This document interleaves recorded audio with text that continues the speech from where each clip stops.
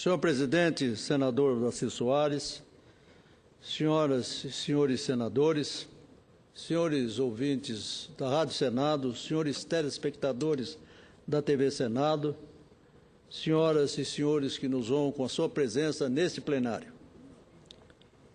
A campanha eleitoral começou e, com ela, os slogans criados por marqueteiros competentes surgem para encantar o eleitorado.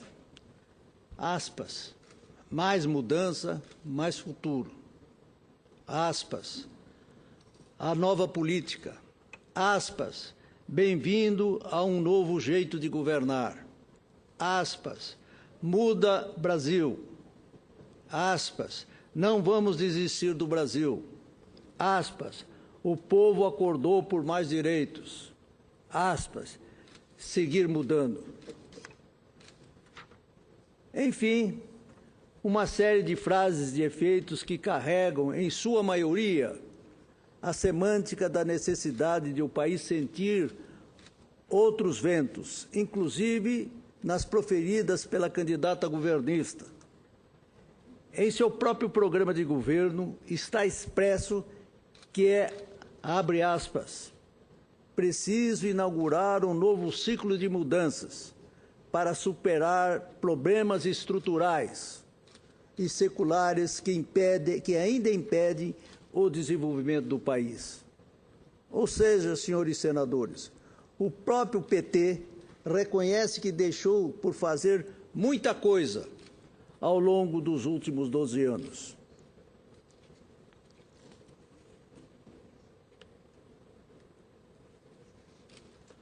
Na campanha, de um lado é mostrado o Brasil cinematográfico, cor-de-rosa, com índices positivos, escamoteando muitas vezes uma realidade que não está tão boa quanto se quer fazer crer, senador Fleury.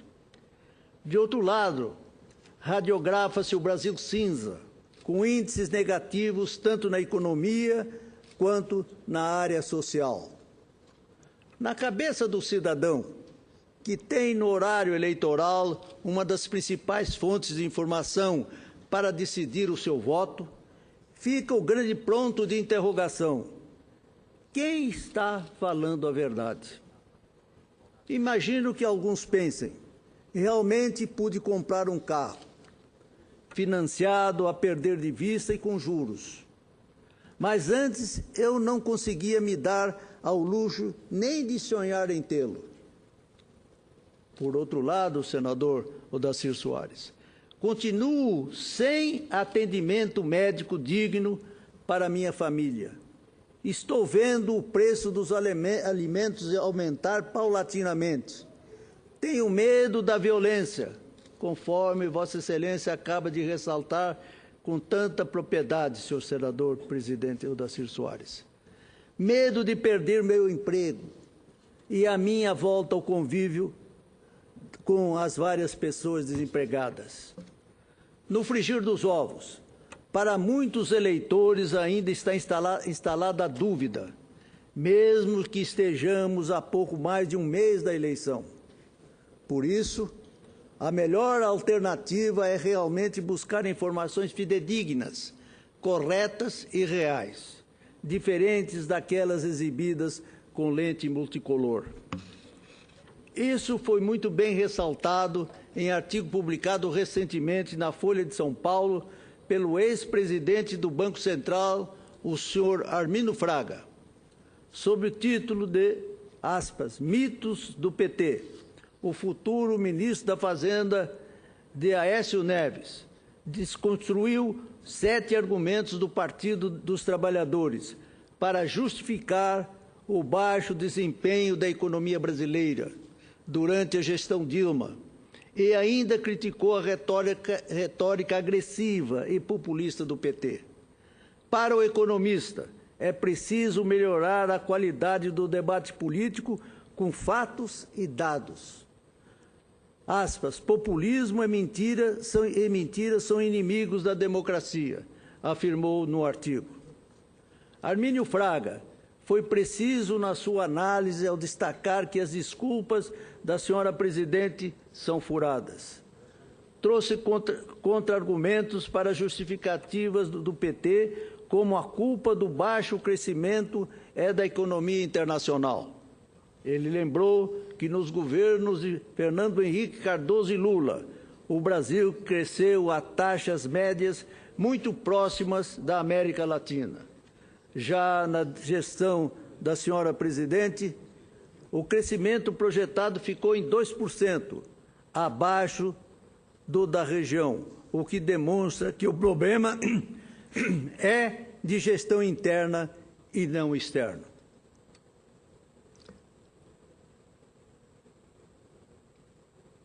Senhor presidente, o economista Armínio Fraga ainda prossegue, criticando a premissa governista de que os problemas da indústria são pontuais.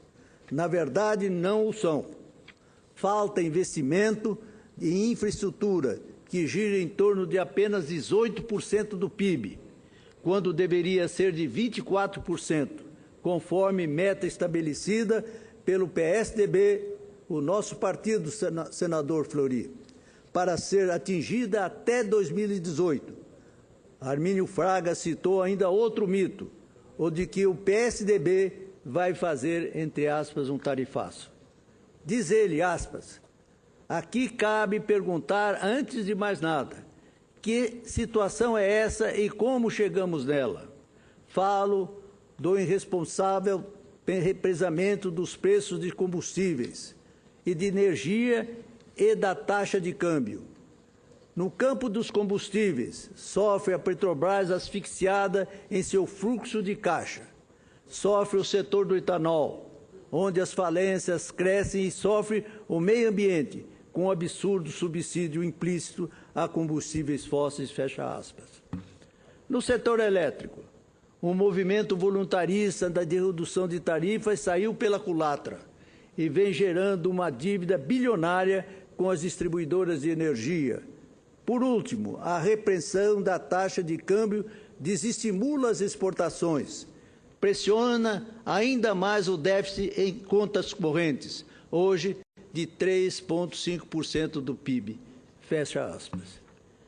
Este excelente artigo, e repito, do eminente economista Armínio Fraga, só me fez confirmar que a decisão do presidencial Aécio Neves de já anunciar seu ministro da Fazenda foi uma demonstração de seriedade e respeito ao cidadão.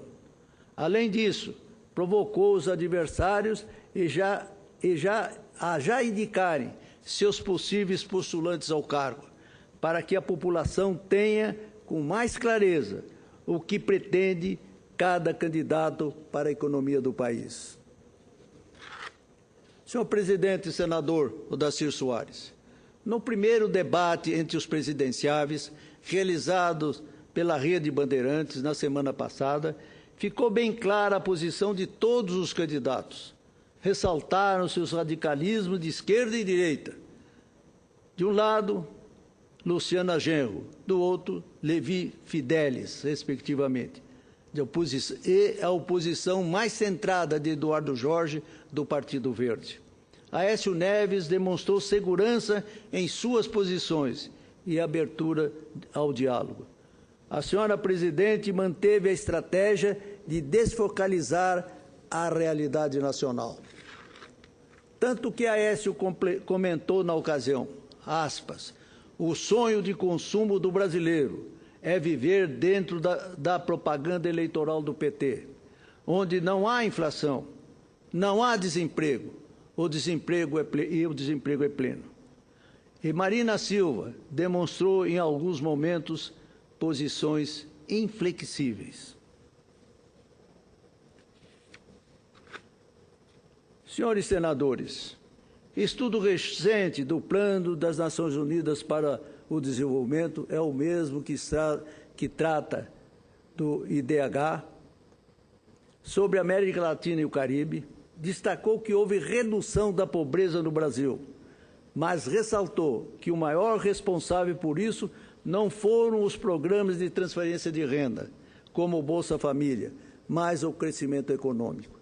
Esse sim responderia por 63% da queda da pobreza. Talvez isso explique, senhores senadores, o clamor por mudanças por parte da população brasileira. E esse clamor explica o porquê de que todos os principais candidatos à presidência da República estarem batendo na mesma tecla da mudança, inclusive a própria senhora presidente. Pergunte então a vossas excelências, é possível acreditar que quem já tem a oportunidade de dar uma guinada nos rumos da economia do país e não o fez, o fará num segundo mandato? É uma indagação que todos nós deveremos fazer, eleitores. Em relação à candidata do Partido Socialista Brasileiro, a ex-senadora Marina Silva, tenho respeito por sua trajetória de vida, mas vejo em alguns momentos incoerências entre a sua palavra e suas ações. Inclusive, excelências, eu ouvi lá no meu estado, de onde regressei esta manhã, uma senhora dizer-me que a ex-senadora Marina Silva é coerente com suas incoerências. É um dado muito importante, partindo de uma senhora tão simples, a alertar-me e a todos nós, de que essa expressão que parte, repito, de uma pessoa simples, deve ser analisada pelos eleitores que vão decidir os destinos da nossa pátria no próximo dia 5 de outubro. Agora, ela busca descolorir a condição de política de esquerda de sua origem, por uma tinta mais próxima da cor alusiva ao centro. Nasceu com a defesa do meio ambiente e cresceu no PT. Encarou uma guerra com o atual presidente Dilma, quando era chefe da Casa Civil, entre o desenvolvimentismo e a sustentabilidade, a qual saiu perdendo para a atual presidente. Talvez por isso me incomode algumas incoerências que percebo na senhora Marina Silva. Enquanto ministra da gestão Lula, ela posicionou-se seriamente contrária à implantação das usinas de Santo Antônio, Belo Monte e Jirau, sendo esse um dos motivos de sua saída do governo. Agora, por interesses eleitoreiros, ela muda o discurso e diz que não é bem assim. Por interesses eleitoreiros, repito, ameniza algumas de suas posições radicais. Aproveito aqui, excelências, as palavras do colunista da Folha de São Paulo, Luiz Fernando Viana, que na edição do dia 29 de agosto disse, abre aspas, Marina está num partido do qual não gosta e que também não gosta dela. Voluntarista, indica que, estando em linha direta com Deus e com os eleitores, poderá esnobar o balcão de negócios que é a política brasileira. Verde de raiz tem como vice um militante do agronegócio. É também uma coerência dentro das incoerências que pratica. Diz ainda o jornalista Luiz Fernando Viana, não são expressões minhas, são dele, mas que eu aqui as endosso. Aspas, de passado inequivocamente democrata, não tolera o contraditório, como mostrou em respostas impacientes ao Jornal Nacional. Fala em mudanças, mas não transige em posições que reforçam o pior conservadorismo, aquele que quer controlar a mais privada das esferas, que é o uso do próprio corpo.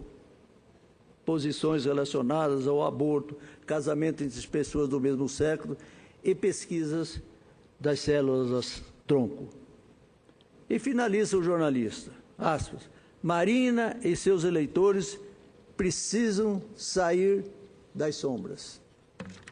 Senhor presidente e senador Odacir Soares, que nos honra presidir essa sessão nesse instante, quero ressaltar que nesse panorama eleitoral, dentre todos os candidatos, está claro que o mais bem preparado, o que realmente representa uma mudança segura, pois deixa claro para a população brasileira quais são suas metas e objetivos reais para o Brasil. É o candidato do meu partido, o PSDB, o senador Aécio Neves. Tenho a plena convicção de que ele apresentará ao nosso país um jeito novo de governar e colocará a nação no trilho certo, rumo ao pleno desenvolvimento econômico e social do país. Senhor presidente, senhores senadores, desta minha recente vilegiatura pelo meu estado, visitando diversos municípios, tentando levar uma modéstia das minhas palavras, a opinião a respeito da atual conjuntura do nosso país e particularmente do nosso estado, eu sinto realmente que há uma sensação muito grande de mudanças. Muito embora todos os partidos políticos não tenham ainda alcançado o verdadeiro sentimento do povo. De um lado, e do outro lado percebo, senhor presidente, com uma desesperança talvez, que há situações que não podem perdurar mais. É a questão das finanças dos municípios brasileiros, muito especialmente do meu município, dos meus municípios do meu estado. Todos eles extremamente carentes de recursos, alguns, inclusive, sem recursos para pagar o seu funcionalismo, porque a União os deixou esquálidos, transferiu-lhes responsabilidade e exauriu-lhes os recursos que eles tinham no FPM. É uma situação de muita calamidade e de extrema preocupação. Eu espero que, decorrido esse período eleitoral, as autoridades da República possam voltar os seus olhos para essa questão de penúria que penaliza os municípios brasileiros. É uma expectativa que eu tenho e a esperança sincera de que será possível, através dessa convocação popular que se faz com as eleições, despertar os homens que irão dirigir o Brasil amanhã, de que novas perspectivas precisam ser abertas, principalmente para os municípios brasileiros. Muito obrigado, Excelência. Nobre senador Rubem Figueiró, Vossa Excelência, ao abordar essa questão das eleições, Vossa Excelência me relembra e me chama a atenção para o fato de que, a meu ver, estas eleições estão obrigando os candidatos à presidência da República a explicitarem de maneira clara e insofismável os seus programas de governo. E, na minha modesta impressão, eu creio que quem vai ter mais dificuldade de fazer isso é exatamente a candidata do PSB, Marina Silva. Porque a presidente Dilma Rousseff já tem um programa dela de governo explicitado, o senador Aécio Neves já explicitou o seu programa e o vem fazendo em todos os momentos da sua atividade como candidato. E, pelo que nós podemos observar das últimas notícias da imprensa brasileira, da Folha de São Paulo, do Globo, agora, quando da divulgação do programa de governo do PSB, já começaram a surgir modificações do programa, porque as matérias segundo entrevistas de membros do PSB, as matérias inseridas no programa, alguns assuntos inseridos no programa, não deveriam estar no programa porque não teriam sido suficientemente debatidos internamente. Mas, na realidade, tudo isso está ocorrendo porque setores da sociedade brasileira reagiram, que votariam na candidata Marina Silva, reagiram pela inclusão, pela e contra a inclusão de determinadas matérias no programa de governo da candidata. Por outro lado, a Folha de São Paulo também publicou na edição de ontem a questão da consultoria da ex-senadora, a consultoria que ela tem, através da qual ela realiza palestras, é contratada para realizar palestras em diversas partes do Brasil e até mesmo no exterior. E ela está se negando a divulgar o nome dos seus clientes.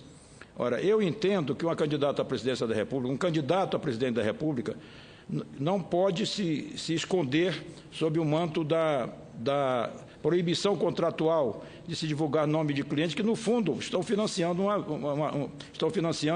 a sua sobrevivência, e num volume de quase R$2 milhões. Então, eu acho que esta eleição é a eleição em que, desses 30 dias que nós temos pela frente ainda, são momentos em que a sociedade brasileira vai exigir dos candidatos a explicitação correta dos seus programas de governo, sem deixar nenhuma dúvida quanto às suas posições.